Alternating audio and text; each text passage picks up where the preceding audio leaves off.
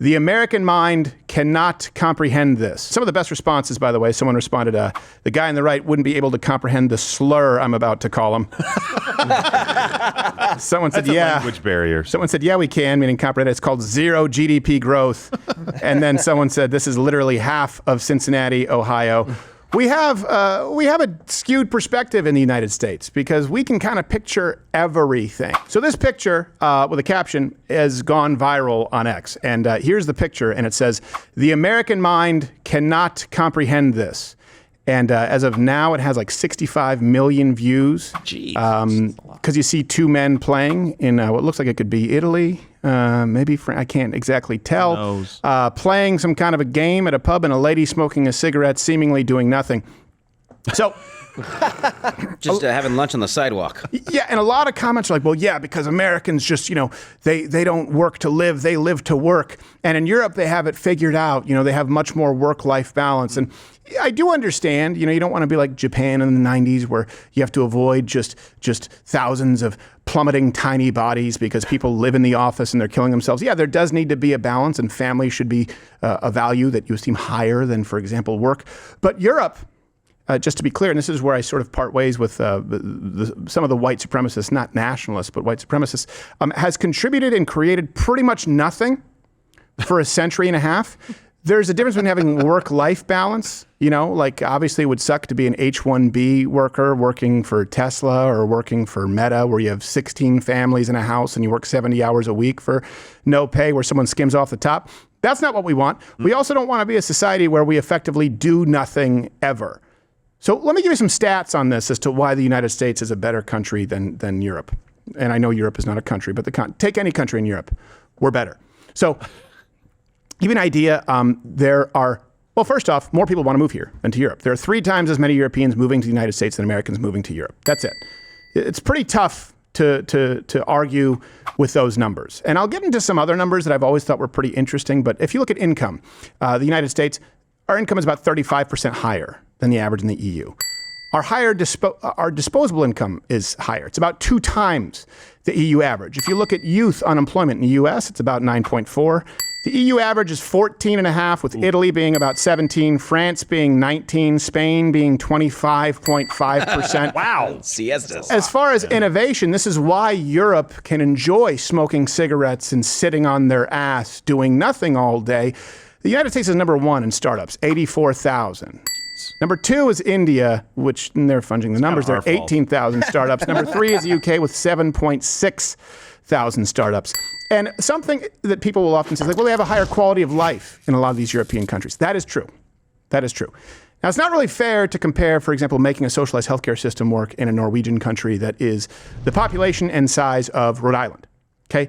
If everyone in Rhode Island was the exact same race, from the same lineage, with the same history, same work ethic, I'm willing to bet that you could make some kind of socialized healthcare system work. That's not what we have in a country of 340 million people that is quite diverse. Or our greatest strength, as Joy Reid says. Right. Sorry, she was referring to the Romans. So to give you an idea, they'll say, well, people in Denmark have a higher standard of living. That's true. Again, Denmark, look at the population. Look at how homogenous it is. Here's the stat that has always blown my mind, and I've presented this before. Danish Americans, their living standard, meaning you take them, you transplant them in the United States, 55% higher than Danes in Denmark. Swedish Americans, their living standards are 53% higher than Swedes in Sweden. So you take the people, you take the history, you take their identity, which is important, and you transplant them in the land of opportunity, and guess what? They flourish. That's the stat that has always blown my mind. The United States is better. It's more productive. We are not a perfect country. But anyone who says we want to be like Europe, you know who would no longer be able to be Europe? Europe! Europe! They can't get free internet and free new devices and technology if no one's creating it. Hey, the EU Parliament just called and said you can't take the month of August off anymore because you have to fund a military now. Yes, exactly. Sorry. Yeah, just change it. Hey, you know what? Protect yourselves. There you go. Let me way of life changes. Let me put a finer point on it. How high on the hog do you think Ukrainians could have lived if they were actually spending money to defend themselves from the war that they face now? In other words, if they knew they could rely on $0, zero weaponry, Zero innovative technology from the United States militarily. They would have had to invent and develop and manufacture it all themselves. How do you think Ukrainians would have lived? As Russians. Yes, exactly. I think a lot of these people would have been like, we can't sustain it ourselves. Same thing with Canada. Let's get a daddy. It's really quite clear. Some of the best responses, by the way, someone responded, the guy on the right wouldn't be able to comprehend the slur I'm about to call him. Someone said, That's a language barrier. Someone said, yeah, we can, meaning comprehend it. It's called zero GDP growth. And then someone said, this is literally half of Cincinnati, Ohio. We have a skewed perspective in the United States because we can kind of picture everything because we've experienced everything compared to people from the rest of the world. And you see this quite a bit on Twitter. You know, for example, this is part of a trend based on another Twitter post that went viral last year regarding something Indians couldn't comprehend. Yeah. Oh, Clean functioning bathroom? I don't know. I don't know. Why are there A third of Indians crap wherever it falls, by the way. It doesn't smell in here. How am I going to find the bathroom? Animals use the corner.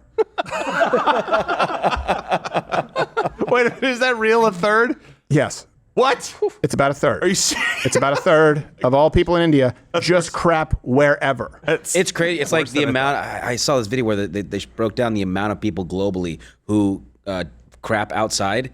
It's like something like 40% of the world's population who craps outside live in India. It's like a heat map, and there's just this giant red dot over India. There we are again, leading the charge. We are number one. No one poops on the street better than us. We are import-export poop coordinator. Now, what? Quickly before we move on, you know whose mind is kind of blown by this? The out-of-business restaurant where they took that picture. Oh, really? Now out of business. Permanently closed. Where was it? Spain. It was Spain. Yeah. Oh. Spain. It's Spain. It's permanently closed. That's right. We are going to play backgammon, and this lady is going to smoke a cigarette, then we're going to take a nap. And go bye-bye. I would have stayed open, but they would have required me to work. So we closed. I want to relax like they are. I am not going to be a busboy. That will be the end of me. I have pride. I won't be a busboy. I will be unemployed. What do TikTok nurses, COVID lockdowns, and lesbian school teachers have in common? None of them will be included in this next video if you click it.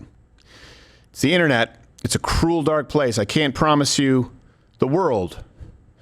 But today, I can offer you that. And isn't that a step in the right direction?